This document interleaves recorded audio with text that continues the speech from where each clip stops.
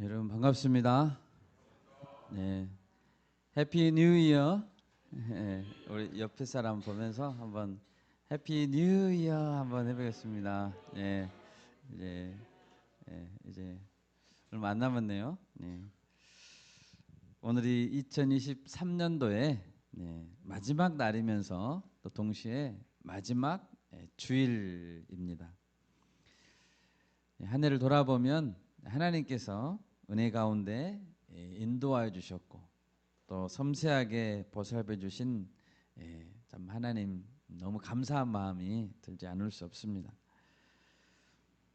오늘 예배에 참여한 우리 모두에게 새해에는 하나님 아버지의 크신 은혜가 더 많이 넘치기를 간절히 기도합니다. 네, 아멘. 네, 오늘 말씀은 사도 바울이 로마 감옥에 갇혀 있는 가운데 빌립보 성도들에게 쓴 옥중 서신입니다. 초대교회 성도들에게는 여러 공격들이 계속 끊이지 않았습니다. 특히 거짓 교사들은 예수 그리스도의 복음을 거부하게 만들고 또 진리 안에 바르게 서지 못하도록 괴롭혔습니다. 그래서 바울은 빌립보 성도들이 영적으로 깨어서 늘 경계를 늦추지 말도록 권면하고 있습니다. 감옥 안에 있는 바울이 감옥 밖에 있는 성도들을 걱정하고 편지를 쓰고 있다는 것이죠. 그의 관심은 자기가 얼마나 빨리 풀려나는가에 있는 것이 아니라 오로지 성도들이 바로 서고 구원에 이르도록 하는 것이었습니다. 빌립보서 3장 2절을 보면 개들을 삼가고 행악하는 자들을 삼가고 몸을 상해하는 일을 삼가라 라고 말했습니다. 여기서 개들이란 거짓 복음을 가르치는 거짓된 목자들입니다. 그들을 삼가라고 했죠.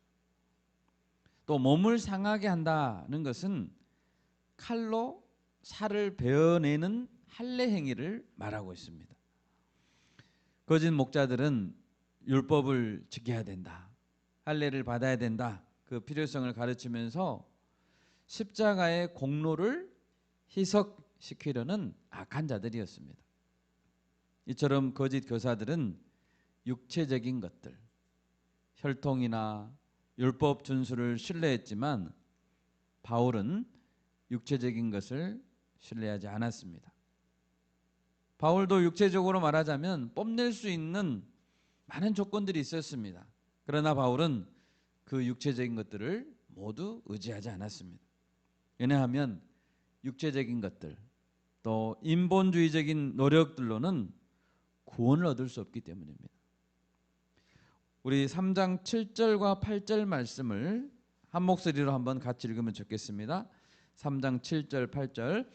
그러나 무엇이든지 내게 유익하던 것을 내가 그리스도를 위하여 다 해로 여길 뿐더러 또한 모든 것을 해로 여김은 내 주 그리스도 예수를 아는 지식이 가장 고상하기 때문이라. 내가 그를 위하여 모든 것을 잃어버리고 배설물로 여김은 그리스도를 얻고 그 안에서 발견되려 함이니 내가 가진 의는 율법에서 난 것이 아니요 오직 그리스도를 믿음으로 말미암는 것이니 곧 믿음으로 하나님께로부터 난 의라. 아멘. 바울이 전한 복음 진리는 오직 믿음으로만 의롭게 된다 였습니다. 바울은 예수 그리스도를 아는 지식을 세상의 어떤 것과도 바꿀 수 없는 소중한 것으로 여겼습니다. 그리고 평생토록 이처럼 소중한 주 예수 그리스도를 알고자 남은 평생을 아낌없이 드렸습니다. 이러한 바울의 삶은 우리에게도 큰 도전을 주고 있습니다. 여러분, 무엇이 바울을 이처럼 강하게 이끌었을까요? 오늘 말씀의 제목은 표대를 향하여 달려갑시다입니다.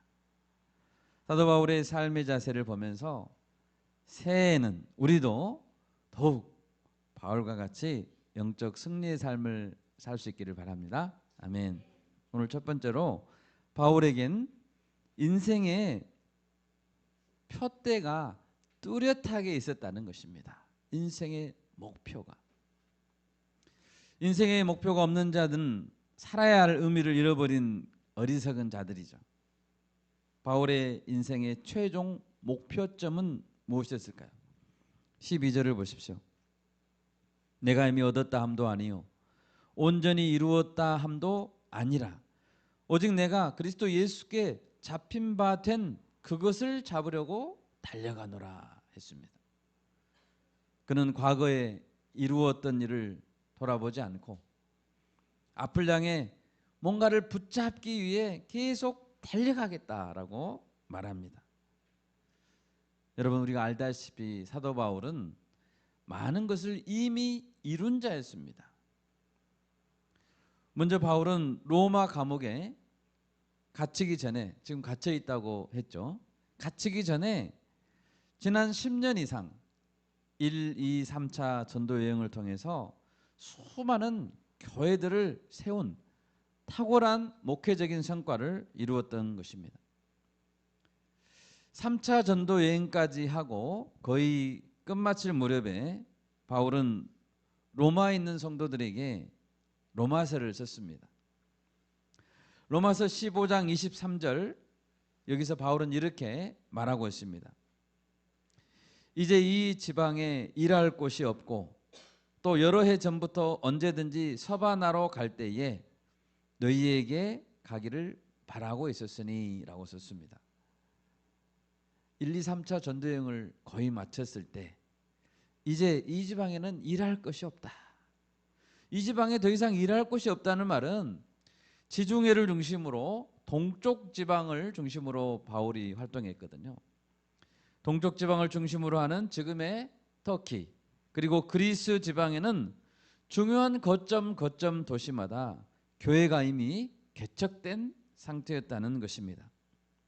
한 사람 바울을 중심으로 약 10년 만에 이룬 눈부신 선교의 역사가 아닐 수 없습니다. 그는 이미 성과를 얻었습니다.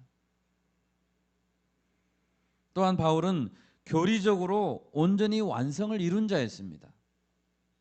본문의 빌립보서를 쓸 당시 시기는 주후 60년경으로 알려져 있습니다. 그런데 가장 빨리 기록된 서신으로 알려진 갈라디아서는 주 48년에 기록됐습니다. 이미 바울은 갈라디아서에서부터 믿음으로 의롭게 된다는 교리를 중심으로 복음과 율법과 의에 관해서 정확하게 진술하고 복음의 뼈대와 체계를 완성했었습니다. 갈라디아서나 그리고 약 갈라디아서 이후에 10년 후에 기록된 로마서나 복음의 내용이 똑같았습니다. 그것은 이미 갈라디아서를 기록할 때부터 그에게는 온전한 교리가 완성되어 있다는 것이었죠. 이와 같이 분명한 교리가 바울에 의해 정립되었기 때문에 종교개혁자들은 갈라디아서와 로마서를 기초로 종교개혁을 이루었습니다. 루터는 특히 갈라디아서를 가리켜서 나의 편지요, 나의 아내이다라고 말할 정도로 갈라디아서를 사랑했습니다. 로마의 감옥에 투옥되기 전에, 지금 투옥되어 있지요. 바울이 교리적인 완성을 이미 다 이루었다는 것입니다. 인간적으로 보면 그는 온전히 이룬 자였습니다. 그런데 바울은 12절에서 어떻게 기록하고 있습니까? 내가 이미 얻었다 함도 아니요 온전히 이루었다 함도 아니라. 바울에게는 아직도 얻어야 할 것, 이루어야 할 것이 남아있다는 뜻입니다. 그럼 그것은 무엇입니까? 그것은 그리스도 예수께 잡힌 바 된 그것입니다. 여러분, 그것은 바로 그리스도의 형상입니다. 조금이라도 더 그리스도를 닮는 것입니다. 모든 성도가 그리스도를 닮는 그것에는 끝이 없습니다. 여러분, 하나님께서 우리 모든 성도들을 부른 이유가 무엇입니까? 왜 나를 불렀습니까? 로마서 8장 29절에서 이렇게 말합니다. 하나님이 미리 아신 자들을 또한 그 아들의 형상을 본받게 하기 위하여 미리 정하셨으니 이는 그로 많은 형제 중에 맏아들이 되게 하려 하심이라. 하나님은 우리가 모두 그리스도 예수의 형상을 닮아가길 원하십니다. 아멘. 에베소서 4장 13절에서도 이렇게 말했습니다. 우리가 다 하나님의 아들을 믿는 것과 아는 일에 하나가 되어 온전한 사람을 이루어 그리스도의 장성한 분량이 충만한 데까지 이르리니 라고 말하고 있습니다. 사도 바울은 그리스도를 닮아가기 원했습니다. 장성한 분량이 충만한 데까지 더 이르기를 원했습니다. 어찌하든지 그리스도를 알고자 목표를 정했다는 것입니다. 과거 바울은 자기 의가 충만한 자였습니다. 예수를 만나기 전에 그는 8일 만에 할례를 받았고 베냐민 지파였고 율법의 의로는 흠이 없었던 자라고 그는 자부할 수 있었습니다. 그렇지만 그때 그는 자기 의에 빠져서 그리스도를 거부하고 그리스도인들을 박해하고 죽였던 자였습니다. 그러나 이제 그의 인생 목표는 달라졌습니다. 그리스도를 박해하던 자에서 그리스도를 전파하는 자가 됐습니다. 그리스도를 거부하던 데서 그를 닮아가고자 목표를 정한 자가 됐습니다. 그것은 그리스도를 아는 것이 가장 탁월한 지식이었기 때문입니다. 그리스도 안에 가장 값진 보화가 감추어져 있기 때문입니다. 그리스도는 세상 모든 것을 포기할 만한 가장 가치 있는 것이기 때문입니다. 고린도전서 1장 23, 24절입니다. 우리는 십자가에 못 박힌 그리스도를 전하니 유대인에게는 거리끼는 것이요 이방인에게는 미련한 것이로되 오직 부르심을 받은 자들에게는 유대인이나 헬라인이나 그리스도는 하나님의 능력이요 하나님의 지혜니라. 아멘. 여러분, 예수 그리스도의 사역과 그분의 인격 안에 구원이 있습니다. 아멘. 세상에서 가장 탁월한 것, 그것은 예수님 안에 있습니다. 하나님의 모든 능력과 지혜도 예수님 안에 있습니다. 우리는 예수님의 십자가와 부활로 구원을 받았을 뿐 아니라 이제 구원받은 백성으로서 예수님을 더 닮기 위해 힘써야 하는 것입니다. 우리 모두 예수 그리스도 또 그가 십자가에 못 박히신 것을 아는 것을 인생의 목표로 삼을 수 있기를 바랍니다. 아멘. 두 번째로 바울은 표대를 향해 전력 질주했다는 것입니다. 여러분, 목표가 설정되었으면 어떤 삶의 자세를 취해야 됩니까? 적당히 있으면 성취될 수 있나요? 아닙니다. 우리 13절 말씀, 본문 13절 같이 한번 읽겠습니다. 형제들아, 나는 아직 내가 잡은 줄로 여기지 아니하고 오직 한 일, 즉 뒤에 있는 것은 잊어버리고 앞에 있는 것을 잡으려고. 아멘. 바울은 한 일, 뒤에 있는 것은 어떻게 한다 했습니까? 잊어버려야 되겠다. 잊어버려야 돼. 그것은 그가 지난날의 업적을 잊어버리지 않는다면 그것으로 사람들의 인정과 칭찬을 받으려고 할 것이기 때문입니다. 우리는 업적이나 성과를 자랑해서도 안 되고 은근히 그것을 누리려고 해서도 안 됩니다. 대접받기를 거절해야 됩니다. 뒤에 있는 것은 잊어버려라는 것은 오늘을 내 남은 인생의 첫날이다. 이제부터 시작이다. 그 마음으로 이제 내년은 우리 인생의 남은 인생의 첫 해입니다. 아멘. 예. 제대로 삼고 앞만 보고 전진하라는 것입니다. 또 뒤에 있는 것은 잊어버리라는 것은 과거의 죄와 실패의 쓰라린 경험을 잊어버리라는 것입니다. 과거의 상처에 묶여 목표를 향한 초점을 잃어버리는 것을 경계하라는 것입니다. 예수님은 누가복음 9장 62절에서 이렇게 말했습니다. 손에 쟁기를 잡고 뒤를 돌아보는 자는 하나님 나라에 합당하지 아니하니라. 아멘. 뒤를 보면서 쟁기질을 하는 사람이 어디 있습니까? 우리는 과거의 추억에 젖어서 살 여유가 없습니다. 과거의 슬픔에 쌓여서 괴로워할 시간이 없습니다. 예수님이 이렇게 말했습니다.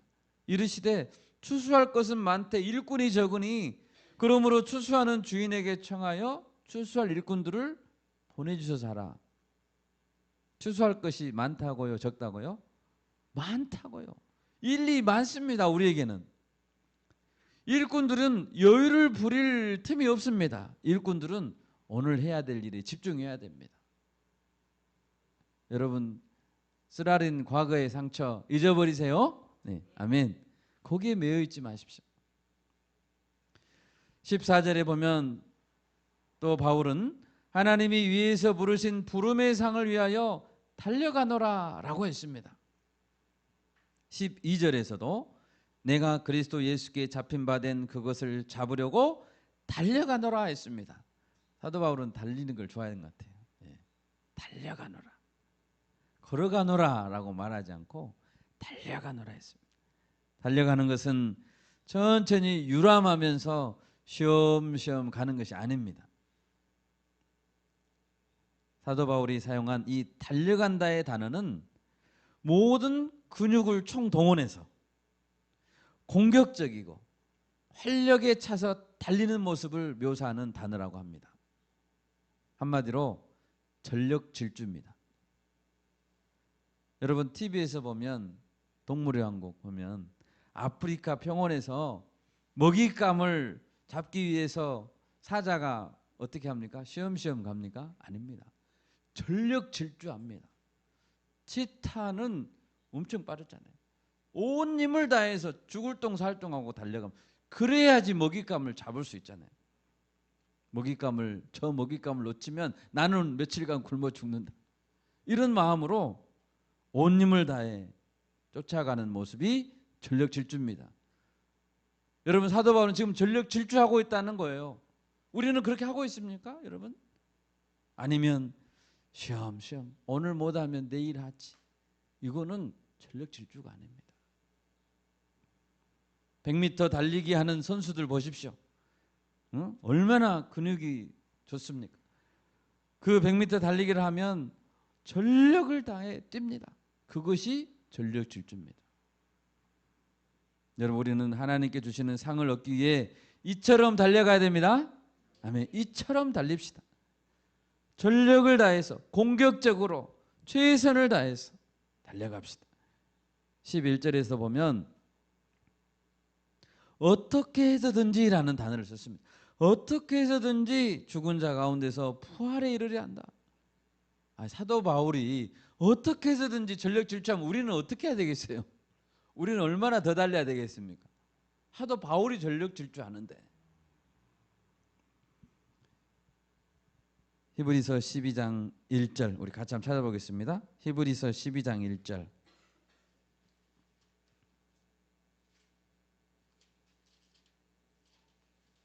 히브리서 12장 1절 같이 한번 읽겠습니다. 이러므로 우리에게 구름같이 둘러싼 허다한 증인들이 있으니 모든 무거운 것과 얽매이기 쉬운 죄를 벗어버리고 인내로서 우리 앞에 당한 경주를 하며. 아멘. 올림픽 상상해 보십시오. 올림픽 스타디움에서 육상 선수들이 이제 등장합니다. 뛰려고. 그러면 수많은 관중들이 자신들의 태극기, 자신들의 국기를 막 응원합니다. 흔들면서. 그러다가 선수들이 출발선에 서면 관중들은 숨을 죽이고 경기를 지켜봅니다. 그러면 선수들은 좋은 기록을 내기 위해서 어떻게 준비했습니까? 그동안에 많은 훈련도 했지만 당일날의 모든 무거운 것과 얽매이기 쉬운 것을 벗어버립니다. 가장 가벼운 복장으로 뛸 준비를 합니다. 신발도 머리 스타일도 달리기 좋은 조건으로 준비합니다. 컨디션 조절을 위해서는 수주 전부터 먹는 것도 준비합니다. 여러분, 우리의 신앙 여정도 마찬가지입니다. 우리에게 허다한 증인들이 있습니다. 아멘. 우리에게 증인들이 있습니다. 그들은 우리를 응원합니다. 우리는 어떻게 해서든지 잘 뛸 수 있도록 무거운 것을 던져버려야 됩니다. 얽매이기 쉬운 죄를 벗어버려야 됩니다. 다 잊어버려야 됩니다. 그리고 우리 앞에 있는 레인만을 응시하면서 목표점을 향해서 뛰어야 되는 것입니다. 여러분, 모세, 하나님의 사람 여호와의 종 모세는 40세에 사람을 죽이는 살인자가 됐습니다. 미디안 광야에서 이제 40년간 훈련을 받았습니다. 80세가 됐습니다. 하나님은 80세의 모세를 부르시고 120세 그가 죽을 때까지 사명을 감당케 했습니다. 그가 40년간 사명을 감당할 수 있었던 것은 40년간 훈련받았기 때문입니다. 그런데 120세에 모세가 죽을 때 몸의 상태를 신명기 34장 7절에서 이렇게 묘사합니다. 모세가 죽을 때 나이가 120세였으나 그의 눈이 흐리지 아니하였고 기력이 쇠하지 아니하였더라. 아멘. 그는 120세가 될 때까지 날마다 전력 질주했습니다. 여러분, 기력이 없어서 멈춘 것이 아닙니다. 기력이 많았습니다. 120살이 됐는데도 달릴 수 있었습니다. 달리고 있었습니다. 그런데 그가 멈춘 것은 하나님 주신 사명이 다했기 때문입니다. 기력이 남아있는 한 그는 계속 전진했던 것입니다. 하나님께서 말씀하시기를 모세야, 이제 수고했다. 너의 사명은 여기까지다. 거기서 멈춰라. 이제는 천국으로 와다오. 여러분, 이렇게 말씀하실 때까지 모세는 뛰었습니다. 만약에 하나님이 부르지 않았다면 그는 125세, 130세까지 계속 힘 주시는 대로 달려갔을 것입니다. 모세는 내일 하나님이 나를 부르신다면 오늘 하루까지는 뛰어야 된다라고 생각했을 것입니다.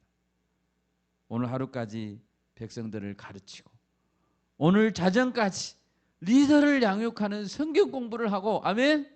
아멘. 선교지를 방문할 계획을 세우고, 이것이 우리의 삶인 것입니다. 갈렙도 마찬가지입니다. 갈렙은 40살에 지도자 모세를 따라서 출애굽했습니다. 그리고 광야 생활을 끝내고 가나안 땅에 들어갔습니다. 그는 85세가 됐습니다. 갈렙은 지도자 여호수아에게 말했습니다. 여호수아 14장 11, 12절입니다. 모세가 나를 보냈던 날과 같이 오늘도 내가 여전히 강건하니 내 힘이 그때나 지금이나 같아서 싸움에나 출입에 감당할 수 있으니 그날에 여호와께서 말씀하신 이 산지를 지금 내게 주소서. 당신도 그날에 들으셨거니와 그곳에는 아낙 사람이고, 아낙 사람은 거인들입니다. 아낙 사람이 있고 그 성읍들은 크고 견고할지라도 여호와께서 나와 함께 하시면 내가 여호와께서 말씀하신 대로 그들을 쫓아내리다. 아멘. 아멘. 갈렙이 몇 살이었다고요? 85세. 85세의 나이에 여전히 거인들에게 도전하겠다고 도전장을 내고 있습니다. 그 산지, 하나님이 약속했던 그 산지이기 때문에 그 산지를 얻기 위해 도전했던 인생의 표대, 그것은 하나님의 약속의 말씀이었습니다. 여호와께서 나와 함께 하시면 하나님이 말씀하신 대로 그들을 쫓아낼 것이다. 아멘. 하나님의 약속이 갈렙에게는 표대였습니다. 여러분, 바울도 마찬가지입니다. 로마서 15장 한번 찾아보겠습니다. 로마서 15장. 로마서 15장 23절 24절. 로마서 15장 23절 24절 같이 읽습니다.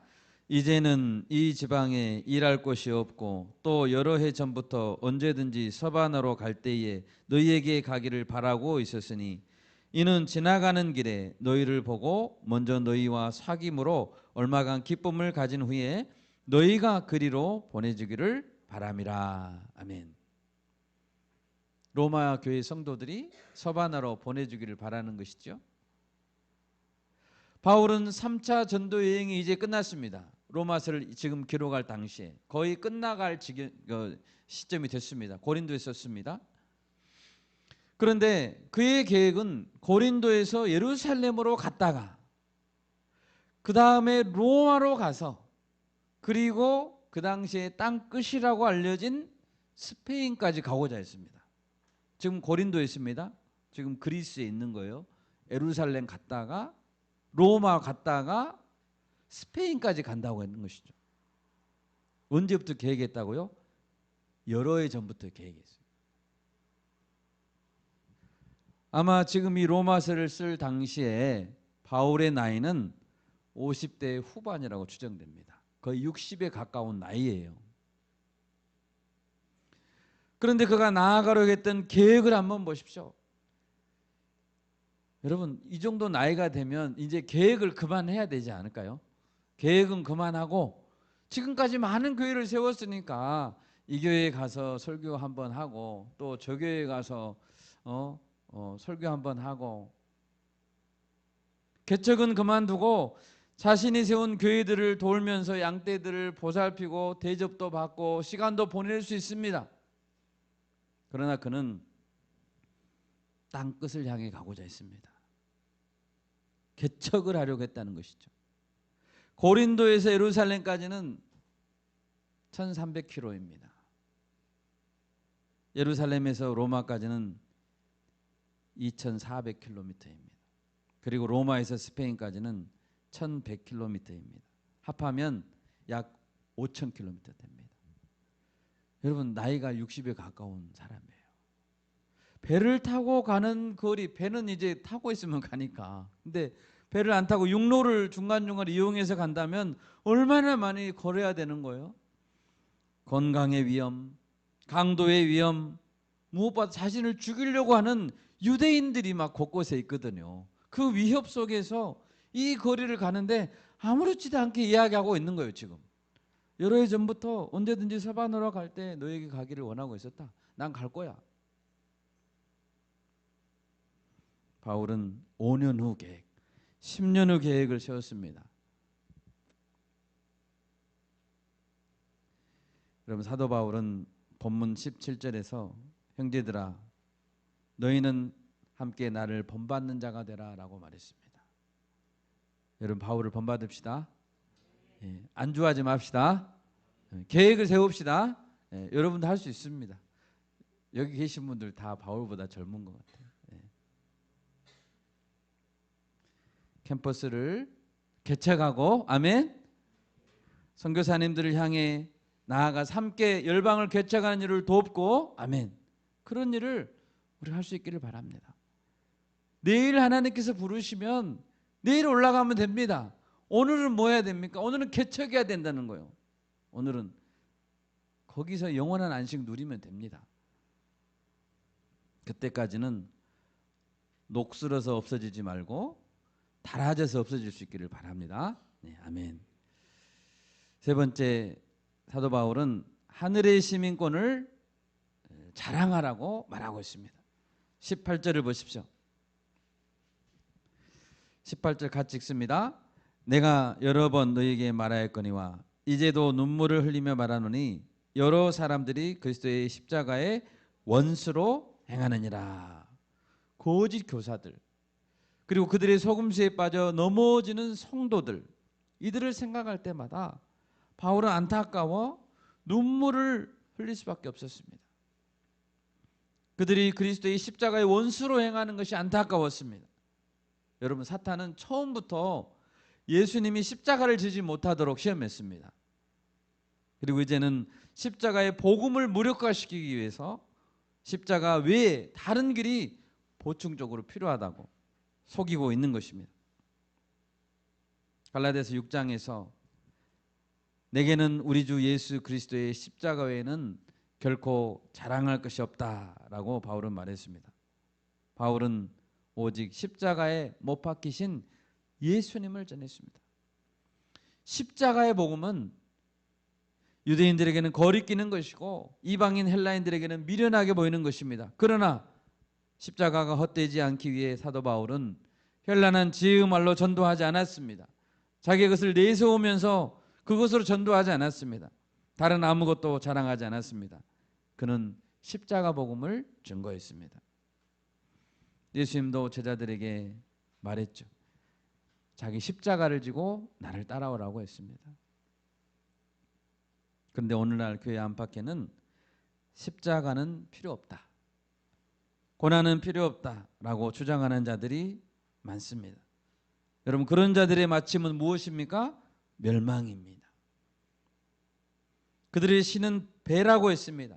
배, 먹는 것이 그들의 우상입니다. 그들이 왜 그런 주장을 하는가 했더니 그들의 관심은 땅에 있는 것이었기 때문입니다. 땅의 것을 생각하고 땅의 것을 누리는 생각 때문에 십자가를 거부하는 것입니다. 여러분, 20절을 보니까 오늘 빌립보서의 수신자들인 빌립보 교회 사람들 중에서 빌립보의 시민권에 대해 상당한 자부심을 갖고 자랑한 자들이 있었던 것 같습니다. 그 당시 빌립보라는 도시는 로마의 식민 도시였습니다. 식민 도시라는 것은 그 지역 지방 정부의 간섭을 받지 않고 자치권을 가지고 있는 도시라는 뜻입니다. 그 도시 안에서는, 빌립보 안에서는 로마법을 사용하고 또 일부 사람들은 과세로부터 면세되고 로마 시민권을, 동등한 시민권을 갖게 되고 이탈리아에 있는, 로마에 있는 도시들과 동일한 권리를 누렸다고 합니다.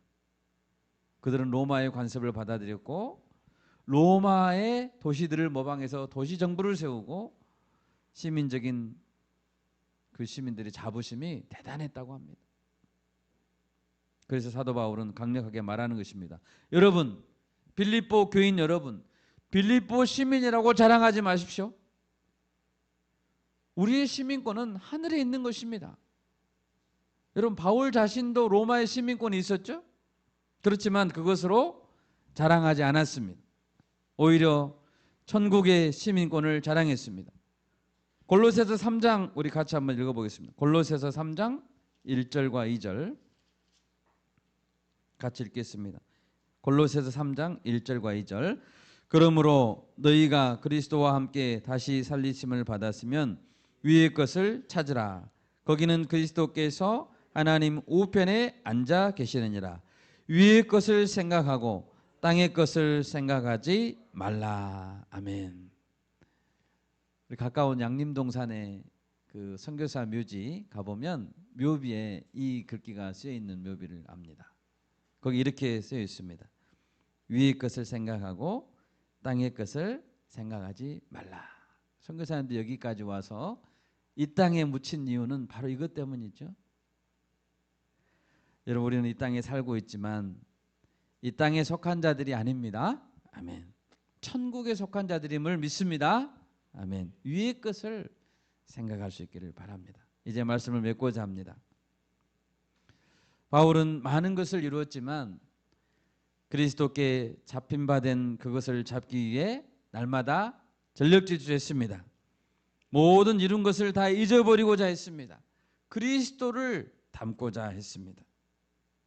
그가 그렇게 할 수 있었던 것은 자신은 천국 시민이라는 정체성 때문이었습니다. 여러분, 우리가 주님께서 우리를 부르시는 날까지 모세를 본받읍시다. 아멘. 기력이 있었다니까. 주님이 부르시는 그날까지 열심히 뛰어야 됩니다. 갈렙을 본받읍시다. 바울을 본받읍시다. 새롭게 밝아오는 2024년 우리가 더 표대를 향해 달려갈 수 있기를 주님의 이름으로 축원합니다. 아멘.